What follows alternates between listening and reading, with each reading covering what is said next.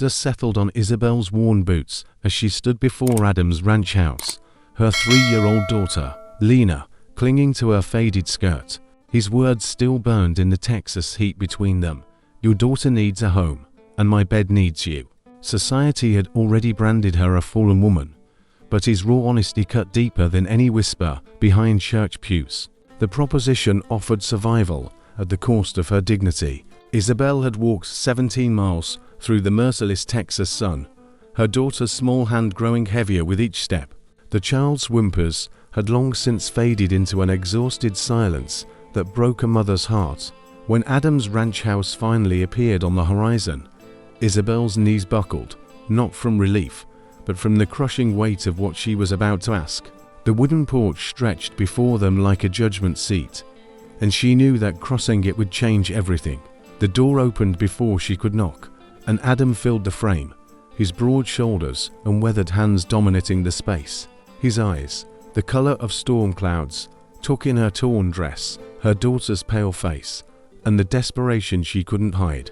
Isabel had rehearsed her words, but they crumbled in her throat when she saw how he looked at her, not with pity, but with something far more dangerous. The silence stretched between them like a taut rope, ready to snap. I heard about your situation in town, Adam said, his voice rough from years of speaking only to horses and wind. His gaze never left her face, even as Lena peeked out from behind Isabel's skirts. Folks are saying you need a place to stay. The words hung in the air, heavy with implication. Isabel felt her cheeks burn, knowing the town's whispers had reached even this isolated ranch. She had hoped to escape judgment, but it seemed to follow her like a shadow.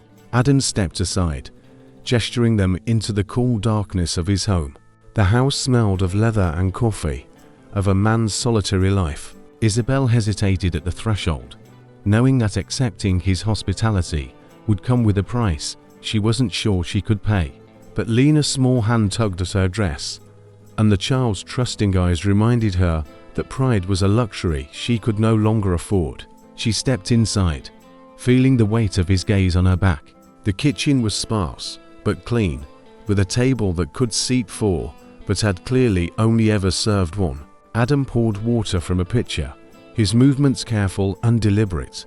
When he handed Isabel the glass, their fingers brushed, and she felt a jolt of electricity that had nothing to do with the storm clouds gathering outside. She drank deeply, tasting the sweetness of well water and the bitterness of her own desperation. Lena clung to her mother's leg, sensing the tension that crackled between the adults. Your daughter needs a home, Adam said finally, his words measured and deliberate. Isabel nodded, unable to speak past the lump in her throat. Then he stepped closer, close enough that she could smell the soap on his skin and see the loneliness etched in the lines around his eyes. And my bed needs you, he added, his voice dropping to a whisper that seemed to echo in the sudden stillness of the house. The proposition hung between them like a blade, sharp and gleaming with possibility and danger. Isabel felt the world tilt on its axis as Adam's words settled into the space between them. Lena had fallen asleep against her mother's shoulder, but Isabel remained painfully awake to every nuance of the moment. The farmer's proposition was spoken with cruelty or lust, but with the raw honesty of a man who had spent too many nights alone with his thoughts. He understood exactly what he was asking and what she would be sacrificing. The afternoon light filtered through the kitchen window, casting long shadows. Isabel gently set Lena down on a chair, the child's small body curling instinctively into sleep. When she straightened, Adam was watching her with an intensity that made her skin prickle. He wasn't handsome, but there was something magnetic about his stillness, his complete attention. She was accustomed to men who looked through or past her, but Adam saw her with uncomfortable clarity. I won't lie to you about what this would be, Adam continued, his voice steady. I'm not offering charity and I'm not promising love, but I can promise shelter, food, and protection for both of you. He paused, running a hand through his dark hair. And I can promise that no one in this county would dare speak against you if you were my wife. The word wife hung in the air, reverberating with implications. Isabel felt tears prick her eyes, but she blinked them back. She had cried enough to fill the Rio Grande. and it had brought her nothing but salt-stained cheeks and pity. Adam's offer was brutally practical, but it was also the first honest thing anyone had said to her in months. The church ladies had offered prayers and judgment, the townspeople, whispers and sideways glances. But Adam offered something real, tangible, even if it came wrapped in thorns. "Why?" she asked, her voice barely a whisper. It was the question burning in her chest. Adam was a successful rancher who could have his pick of respectable women. Why would he tie himself to a fallen woman with a child born out of wedlock? His answer came slowly, as if pulled from a deep well. "Because I'm tired of being alone," he said simply, an echo of her own desperate loneliness. "Because this house is too big for one man, and too quiet for any man to bear. When I saw you walking up that road with your daughter, I saw something I thought I'd forgotten how to want." He stepped closer, and Isabel could feel the heat radiating from his body. "And because maybe we can save each other from the lives we're living now." The storm that had been threatening all afternoon finally broke, sending rain against the windows in sheets. Isabel looked at her sleeping daughter, then back at Adam's weathered face, and felt something shift inside her chest like a key turning in a long-locked door. The choice before her was no choice at all. It was survival dressed up as decision, necessity wearing the mask of desire. As thunder rolled across the Texas sky, Isabel found herself nodding, sealing a bargain that would either damn them both or set them free. The morning after the storm brought a silence heavier than the rain. Isabel woke to find Lena, already dressed, standing by the window, watching Adam feed the horses. The child's small hand pressed against the glass, her breath fogging the pain. She whispered something Isabel couldn't hear. There was a stillness in her daughter's posture that spoke of hope taking root, tightening Isabel's chest with gratitude and terror. She had sought shelter, but now she wondered if she had offered her child something far more dangerous, the possibility of a father, a home, a life that could be torn away as easily as it had been given. The kitchen smelled of coffee and bacon when they descended the stairs. Adam's broad back was turned to them as he worked at the stove with the methodical precision of a man accustomed to solitude. He didn't turn, but Isabel noticed how his shoulders tensed, the slight pause that betrayed his awareness of their presence. "Sit," he said without looking, his voice carrying the same gruff gentleness. Isabel helped Lena into a chair, her fingers lingering on her daughter's shoulders as if to anchor herself. The plates Adam set before them were chipped but clean, filled with more food than Isabel had seen in weeks. Lena's eyes widened with wonder, but she waited, looking between Isabel and Adam, as if seeking permission to believe this abundance was real. Isabel felt tears at her daughter's learned caution. Adam noticed, too, his jaw tightening as he took his seat. "Eat," he said to Lena, his voice softer now, almost tender. "There's plenty more where that came from." The meal passed in careful silence, punctuated only by Lena's small sounds of pleasure and the distant lowing of cattle. Isabel found herself studying Adam's hands as he ate, scarred and calloused, but gentle when he refilled Lena's milk glass. These were hands that had known hard work and harder losses. She wondered what it would feel like to have them touch her with intention, to feel them map the geography of her skin. The thought sent heat spiraling through her belly, and she forced herself to look away, focusing instead on the simple miracle of her daughter eating her fill. But she could feel Adam's steady gaze on her, as if he could read her thoughts. After breakfast, Adam showed them the house with the same quiet efficiency. The rooms were sparse but clean, furnished with the basics a man needed, and nothing more. Isabel found herself imagining how it might look with a woman's touch: curtains, flowers, the soft sounds of family life. Lena ran ahead, her footsteps echoing in the empty rooms, her laughter a sound so rare and precious that Isabel's heart cracked open. In what would be Lena's room, Adam knelt to show her a wooden horse he had carved. "Made this for," he started, then stopped, his throat working. Isabel understood without explanation.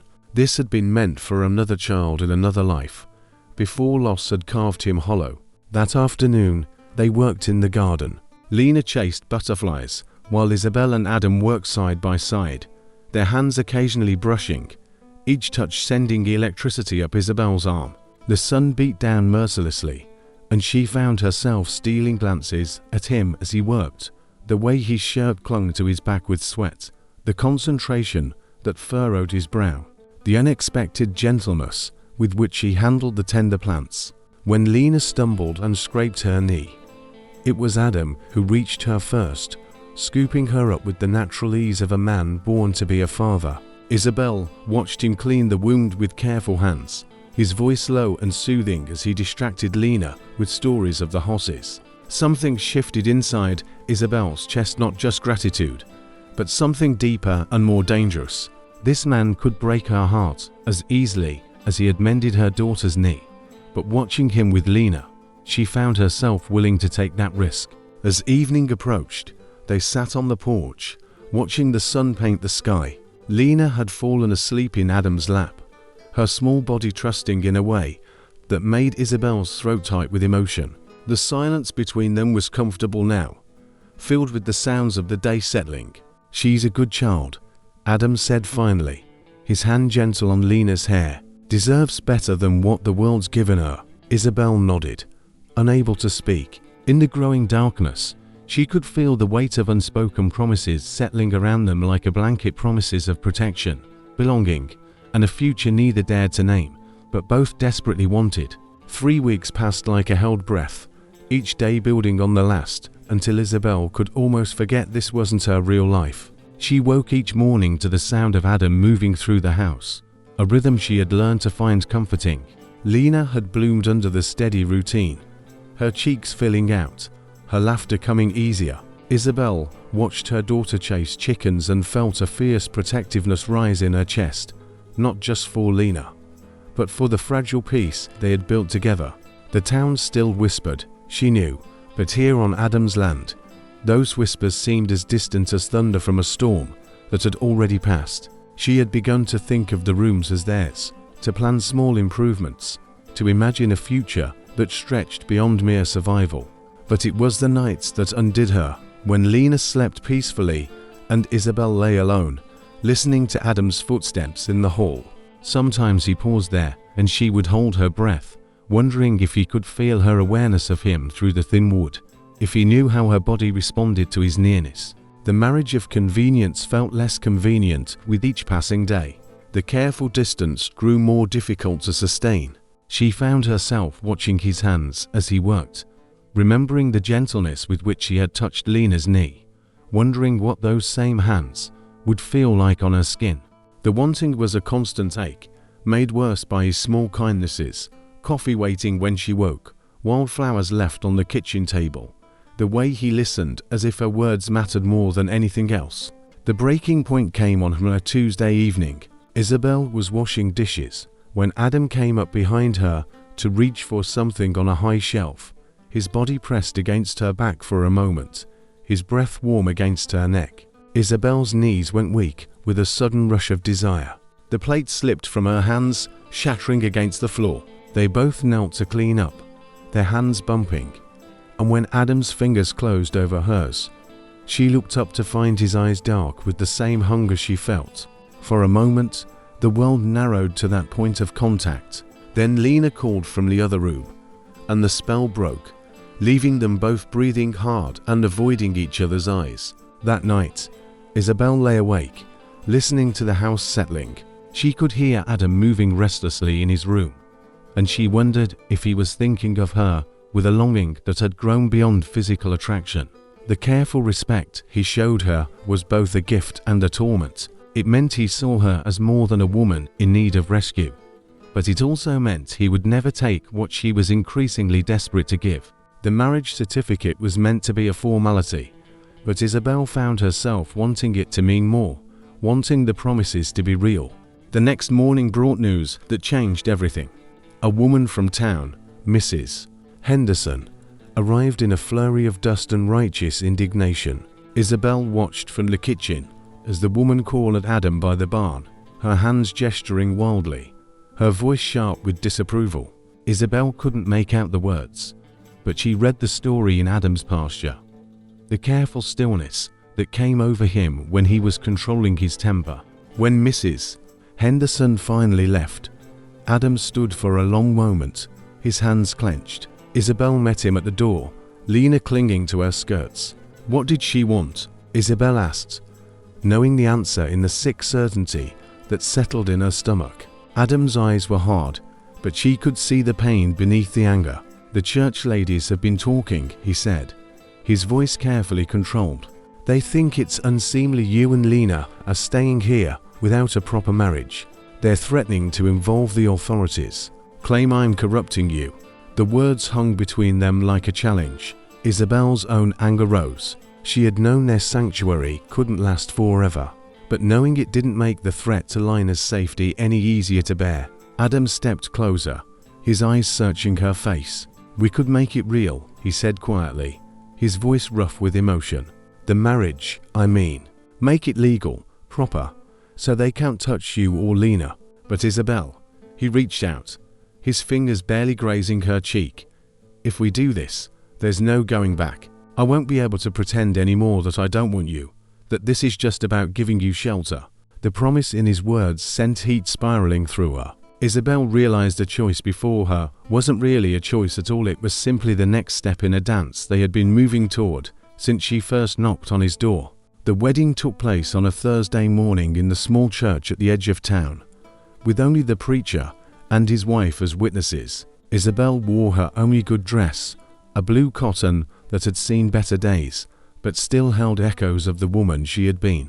Lena sat in the front pew, her small hands folded, her eyes wide with the solemnity of the occasion and the new white ribbon in her hair.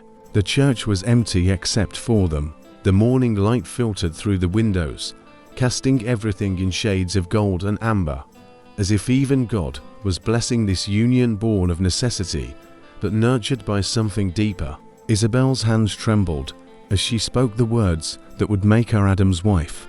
When he slipped the simple gold band onto her finger, his mother's ring, he told her quietly, saved all these years for a woman worthy of wearing it. She felt the weight of promises, both spoken and unspoken, settling around her heart. The ride back to the ranch passed in silence, Lena dozing between them. Isabel found herself stealing glances at Adam, her husband, trying to reconcile the careful distance he had maintained with the heat she had seen in his eyes when he kissed her at the altar. It had been a brief, restrained kiss, but she had felt the tremor in his hands and tasted the promise of passion held in check. Now, as they drove through the familiar landscape of his land, their land, she corrected herself. Isabel felt anticipation settling low in her belly. Tonight would be different. Tonight she would share his bed, his body, his life. The afternoon passed in a strange suspension of normalcy, as if they were all waiting for something to begin. Adam worked in the barn, while Isabel prepared dinner. Lena played at her feet with the wooden horse that had become her most treasured possession. Isabel moved through the familiar motions with heightened awareness, every sound magnified by the knowledge of what the evening would bring. When Adam came in for supper, his hair damp from washing, Isabel felt her breath catch at the sight of him. They ate in companionable quiet, Lena chattering about the kittens she had found, her innocent joy a bright counterpoint to the tension between the adults. After the meal, Adam helped Lena with her letters, while Isabel cleaned the dishes. The domestic scene was so perfect it made her chest ache with its beauty. This was what she had dreamed of in her darkest moments, not just survival, but belonging. When Lena finally succumbed to sleep, Isabel tucked her into bed with extra care. She found Adam waiting for her in the kitchen, 2 cups of coffee growing cold on the table, his eyes dark with an emotion she couldn't name. Isabel, he said, her name rough on his tongue. She heard in it all the longing he had kept contained for weeks. She moved toward him slowly, her heart hammering. When she reached out to touch his face, he caught her hand and pressed it flat against his cheek. Are you sure? He asked, his voice barely a whisper. Because once we cross this line, I won't be able to pretend anymore that this is just about convenience or protection. I want you, Isabel. I've wanted you since the first night you showed up at my door. And if you let me love you tonight, I'll never let you go. The words hung between them like a bridge. In Adam's eyes, she saw not just desire, but something deeper, a recognition of her worth that had nothing to do with her past. He saw her not as a fallen woman in need of rescue, but as someone worthy of love, of passion, of a future built on more than necessity. "I'm sure," she whispered, and the words felt like a prayer, a promise, a leap of faith. When he kissed her, it was nothing like the careful kiss at the altar. This was hunger unleashed, years of loneliness and longing pouring into the connection. Isabel felt herself melting against him, her body responding with an intensity that surprised her, as if she had been sleeping for years and was only now truly waking up.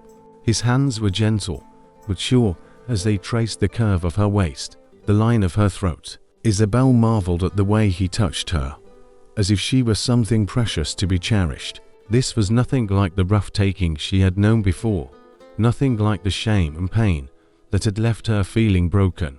This was love made manifest in touch and breath, and the sweet ache of bodies joining in perfect harmony. In the aftermath, as they lay tangled together, Isabel pressed her face against Adam's chest and felt the steady beat of his heart. She knew that whatever came next, she would face it not as a woman alone, but as half of something whole, strong, and unbreakable.